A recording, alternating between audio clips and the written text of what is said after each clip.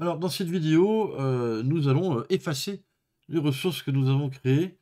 Euh, je l'ai déjà dit dans la série de vidéos, je le redirai par la suite, mais n'oubliez jamais d'effacer ce que vous avez créé comme ressources. Là, notre serveur WordPress, il y aura aussi la base de données qui est avec, qu'il faudra supprimer. Même si on pourrait aller à 750 heures par mois de gratuit, etc. Mais c'est un réflexe à prendre parce que vous risquez quand même à un moment ou à un autre de vous faire facturer. Alors peut-être pas avec cette VM-là, mais bon, c'est un bon réflexe à prendre. Je vais donc aller dans la VM, ou plutôt je vais peut-être juste la sélectionner, action, afficher, mise en réseau, non. Ou état de l'instance, arrêter l'instance. Voilà. Donc j'arrête la VM. Elle va mouliner pendant un moment. Là, il me dit arrêt réussi. D'habitude, ça prend plus de temps que ça. Aucune instance correspondante trouvée. Bon, bah parfait. Si je reviens dans la liste de toutes les instances, elle est toujours là et arrêt en cours. Bon, on a l'habitude avec AWS, des fois les messages qui nous disent que c'est fait et tout. Non, c'est pas. Là, on voit bien que c'est pas fait. Va falloir attendre qu'elle soit arrêtée. Alors, ceci dit, je peux peut-être essayer de la résilier tout de suite.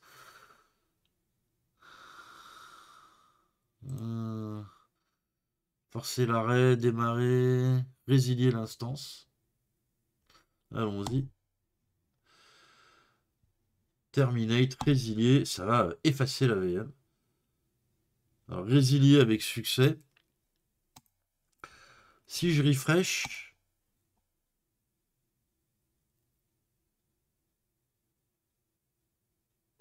en cours de fermeture, elle va rester un moment dans le listing.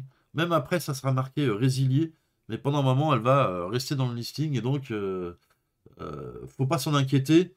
Ça peut durer genre jusqu'à 24 heures, quelque chose comme ça. Je vais aller maintenant dans RDS.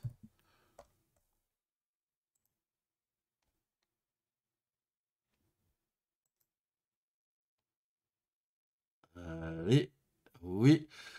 Instance de base de données 1 sur 40.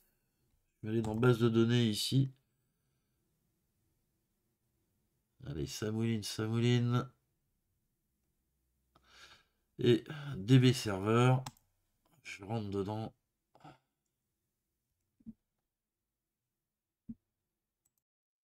Ça y est, il m'a affiché les détails de la base de données. Et là, je vais aller dans Action. Et je vais faire supprimer.